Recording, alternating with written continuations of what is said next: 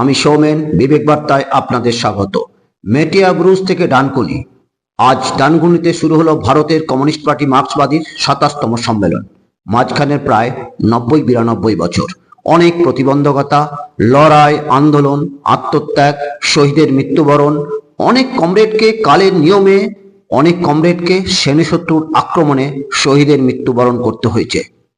Party নিষিদ্ধ হয়েছে, পার্টির দেশপ্রেম নিয়ে প্রশ্ন উঠেছে, পার্টির অভ্যন্তরে মতাদর্শের লড়াই হয়েছে, পার্টি বিভক্ত হয়েছে, কিন্তু শ্রেণী সংগ্রাম অব্যাহত থেকেছে।